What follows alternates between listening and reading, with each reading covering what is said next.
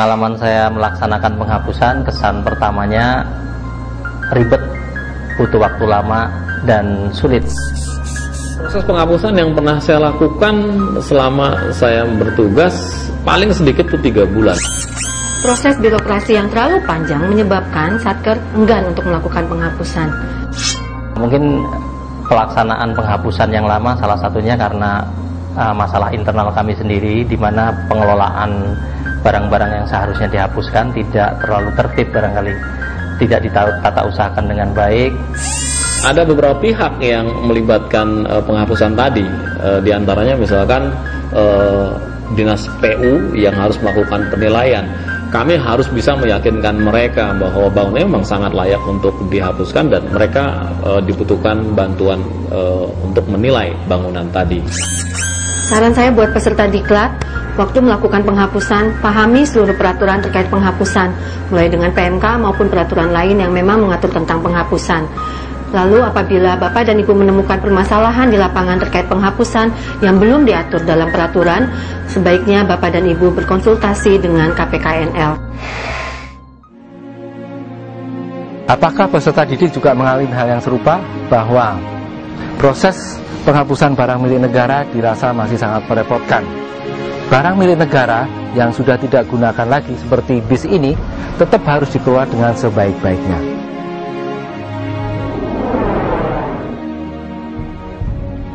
Bila barang milik negara tersebut hilang atau musnah dan belum dilakukan penghapusan, maka pengguna akan terkena tuntutan ganti rugi. Faktor penghambat proses penghapusan sering datang dari para pengguna. Mereka dalam menyediakan data dan dokumen tidak lengkap, sehingga ini akan mengganggu proses penghapusan dan bahkan proses penghapusan menjadi memakan waktu lebih lama lagi. Modul multimedia ini dimaksudkan untuk meningkatkan pemahaman tentang penghapusan barang milik negara. Semoga bermanfaat dan selamat belajar.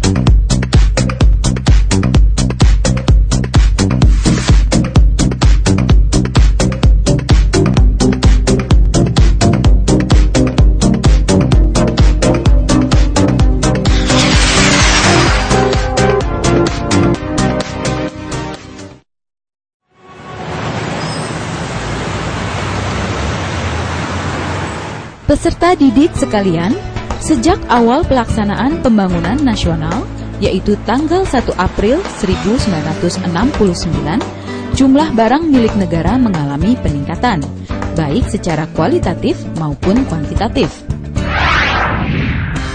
Pengadaan barang-barang tersebut bertujuan untuk menunjang kelancaran tugas-tugas aparat pemerintah. Dengan demikian, setiap tahapan pembangunan di satu sisi akan menambah jumlah barang milik negara.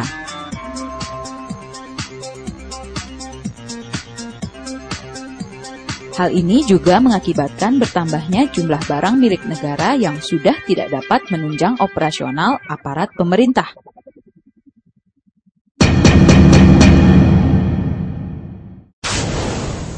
Ini disebabkan karena barang-barang tersebut rusak, tidak sesuai dengan perkembangan teknologi, hilang, terjadinya force majeure, perubahan rencana umum tata ruang, dan lain-lain.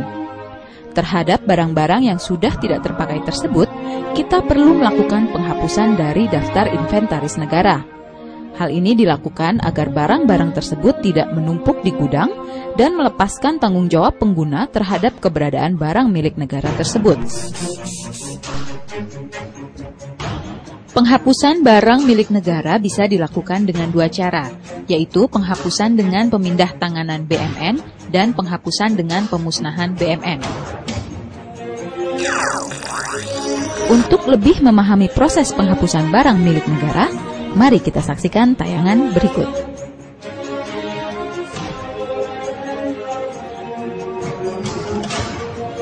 Lagi ngapain, Mas? Ini Pak, lihat-lihat kursi, bagus juga. Iya ini, Mas, baru.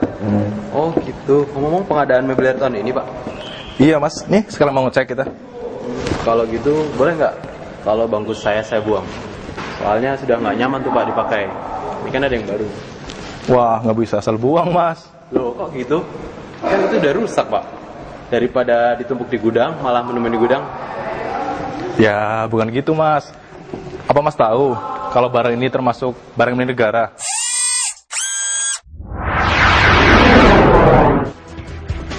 Berdasarkan Peraturan Pemerintah Nomor 6 dan Peraturan Menteri Keuangan Nomor 96 PMK 06 2007, barang milik negara atau BMN adalah semua barang yang dibeli atau diperoleh atas beban APBN atau berasal dari perolehan lainnya yang sah. Perolehan lain yang sah yang dimaksud adalah barang yang diperoleh dari hibah atau yang sejenis, barang yang diperoleh sebagai pelaksanaan dari perjanjian atau kontrak, barang yang diperoleh berdasarkan ketentuan undang-undang, barang yang diperoleh berdasarkan putusan pengadilan yang telah memperoleh kekuatan hukum tetap.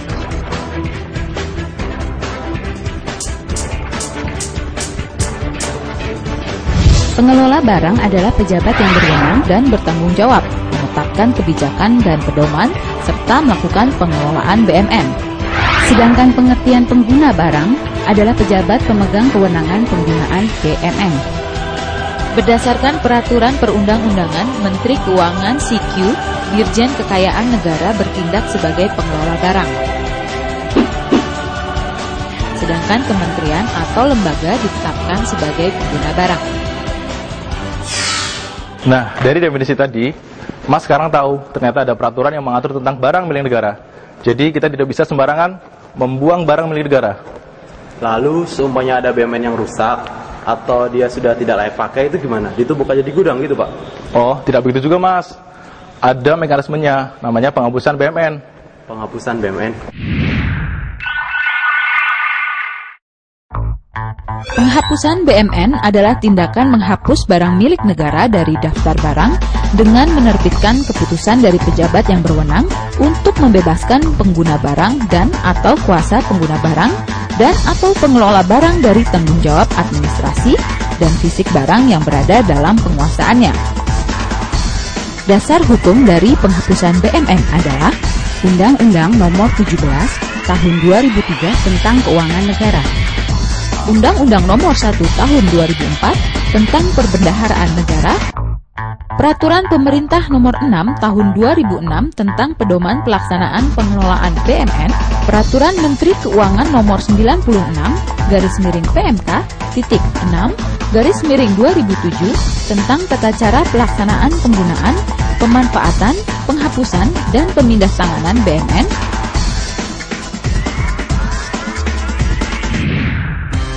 Penghapusan barang milik negara dari daftar barang pengguna dan atau daftar barang kuasa pengguna dilakukan dalam hal barang milik negara dimaksud sudah tidak berada dalam penguasaan pengguna barang dan atau kuasa pengguna barang. Penyebabnya antara lain penyerahan barang milik negara kepada pengelola barang, pengalihan status penggunaan barang milik negara selain tanah dan atau bangunan kepada pengguna barang lain, pemindah tanganan barang milik negara selain tanah dan atau bangunan kepada pihak lain, putusan pengadilan yang telah memperoleh kekuatan hukum tetap dan sudah tidak ada upaya hukum lainnya atau menjalankan ketentuan undang-undang, pemusnahan, sebab-sebab lain yang secara normal dapat diperkirakan wajar menjadi penyebab penghapusan.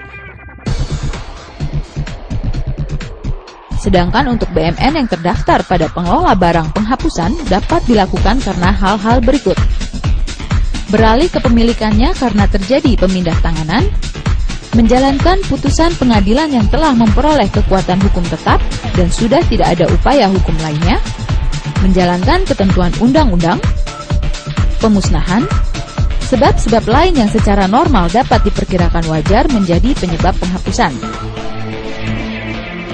Kriteria barang yang dihapus: 1. Terdapat tujuan khusus seperti untuk penyertaan modal, untuk ditukarkan, atau untuk dihibahkan. 2. Barang berlebih yang memiliki nilai ekonomis untuk diserahkan atau untuk dijual. 3. Barang rusak berat dan tidak efisien untuk diperbaiki akan dijual bila memiliki nilai ekonomis atau dimusnahkan untuk yang tidak memiliki nilai ekonomis.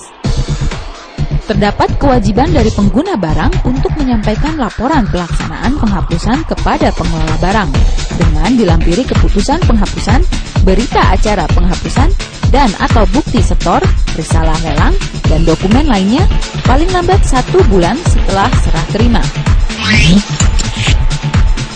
Dalam penghapusan, kita kenal istilah pemusnahan BMN.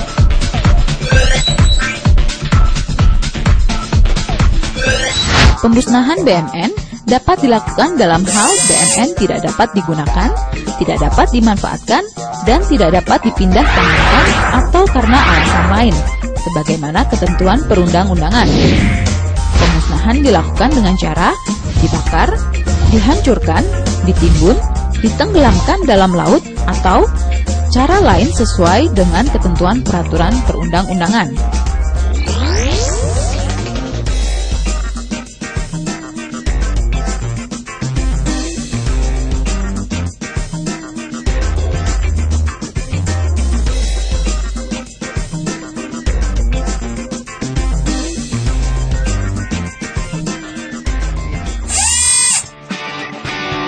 Sebelum kita membahas syarat-syarat penghapusan BMN, perlu diingat bahwa tata cara penghapusan BMN dibagi menjadi 2, yaitu penghapusan BMN berupa tanah dan atau bangunan, penghapusan BMN selain tanah dan atau bangunan. Penghapusan BMN berupa tanah dan atau bangunan harus memenuhi syarat-syarat sebagai berikut. 1. Barang dalam kondisi rusak berat karena bencana alam atau karena sebab lain di luar kemampuan manusia. 2. Lokasi barang menjadi tidak sesuai dengan rencana umum tata ruang RUTR karena adanya perubahan tata ruang kota. 3. Sudah tidak memenuhi kebutuhan organisasi karena perkembangan tugas. 4. Penyatuan lokasi barang dengan barang lain milik negara dalam rangka efisiensi. Atau 5. Pertimbangan dalam rangka pelaksanaan rencana strategis pertahanan. Untuk BMN selain tanah dan atau bangunan, penghapusan bisa dilakukan bila memenuhi syarat-syarat berikut. 1. Memenuhi persyaratan teknis.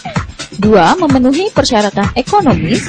3. Barang hilang atau dalam kondisi kekurangan perbendaharaan atau kerugian karena kematian hewan atau tanaman. Yang dimaksud dengan persyaratan teknis antara lain: 1. Secara fisik barang tidak dapat digunakan karena rusak dan tidak ekonomis apabila diperbaiki. 2. Secara teknis barang tidak dapat digunakan lagi akibat modernisasi. 3. Barang telah melampaui batas waktu kegunaannya atau kadaluarsa. 4. Barang mengalami perubahan dalam spesifikasi karena penggunaan seperti terkikis, aus, dan lain-lain sejenisnya. 5. Berkurangnya barang dalam timbangan atau ukuran disebabkan penggunaan atau susut dalam penyimpanan atau pengangkutan.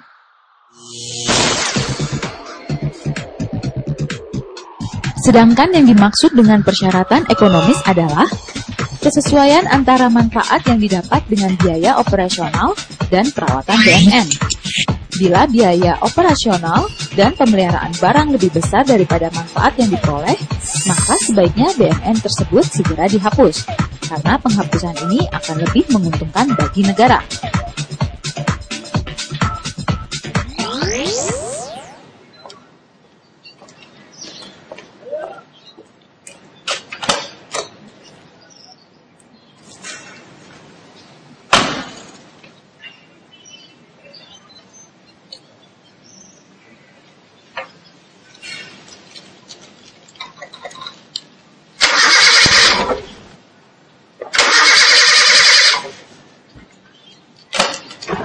Mas, kenapa bang? Tolong bantuin dorong dong. Aduh, yuk. Mogok lagi nih.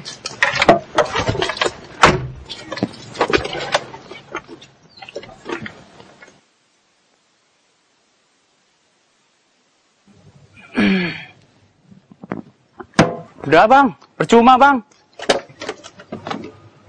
Kenapa Pret? Belum nyala ini. Aduh bang, kenapa sih mobil kayak gini nggak dihapuskan aja bang? Maunya gitu Pret, tapi nggak segampangnya itu. Loh, emangnya kenapa sih bang? Kan mobil ini sudah nggak bisa digunakan lagi bang. Tuh lihat tuh mesinnya tuh. Secara teknis sudah tidak bisa digunakan lagi dan itu layak dihapuskan. Secara ekonomis, biaya pelanggarannya kan nggak sebanding dengan manfaatnya bang. Ini kan sudah layak untuk dihapuskan bang. Betul Pret. Secara teknis dan ekonomis, ini memang udah layak untuk dihapuskan. Cuman, untuk mobil sama kendaraan bermotor itu, ada hal-hal lain yang harus kita perhatiin sebelum kita melakukan penghapusan. Peserta didik sekalian, kendaraan bermotor memang termasuk ke dalam barang milik negara selain tanah dan bangunan. Namun ada beberapa syarat tambahan sebelum kita bisa mengajukan proses penghapusan. Syarat-syarat tersebut adalah kendaraan bermotor dinas operasional hanya dapat dihapuskan apabila telah berusia sekurang-kurangnya 10 tahun. Penghapusan kendaraan tersebut tidak akan mengganggu penyelenggaraan tugas pokok dan fungsi kementerian atau lembaga yang bersangkutan. Penghapusan juga dapat dilakukan bila kendaraan tersebut hilang atau rusak berat akibat kecelakaan atau force majeure dengan kondisi paling tinggi 30% berdasarkan keterangan instansi yang kompeten. Ketentuan tersebut tidak berlaku untuk kendaraan yang berada di kantor perwakilan pemerintah RI. Penghapusan barang milik negara berupa kendaraan bermotor pada kantor perwakilan pemerintah RI di luar negeri, persyaratannya mengikuti ketentuan negara setempat.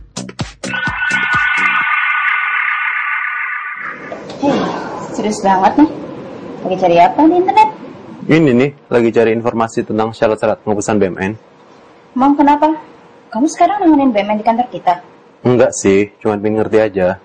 Bantuin dong. Kamu kan pernah diklat pengelolaan BMN di Pusdiklat KNPK. Gini bro, cara penghapusan BMN itu dibagi menjadi dua. Satu, cara penghapusan BMN yang berada pada pengguna barang dan kuasa pengguna barang. Dan dua, cara penghapusan BMN atas BMN yang berada pada pengelola barang.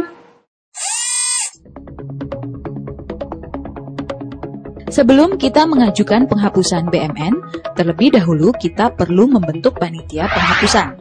Yang dimaksud dengan panitia penghapusan adalah satuan tugas yang dibentuk oleh pejabat yang berwenang. Perlu diingat bahwa panitia penghapusan akan bertugas sebagai panitia peneliti dan pemeriksa dan dapat sekaligus menjadi panitia pelelangan. Tugas dari panitia penghapusan adalah memeriksa barang yang akan dihapus. Hal ini meliputi menginventarisir, meneliti, menilai kondisi fisik, dan menetapkan perkiraan nilai terendah penjualan barang yang akan dihapus, serta membuat berita acara pemeriksaan. Menyelesaikan kelengkapan administrasi usul penghapusan. Mengajukan usulan penghapusan kepada Kepala Kantor atau Satuan Kerja selaku UPK PB. Bila penghapusan BMN dilakukan dengan cara pelelangan, maka panitia penghapusan harus melakukan koordinasi dengan Kantor Pelayanan Kekayaan Negara dan Lelang. Hal ini dilakukan setelah diterbitkannya keputusan penghapusan. Menyusun laporan dan berita acara hasil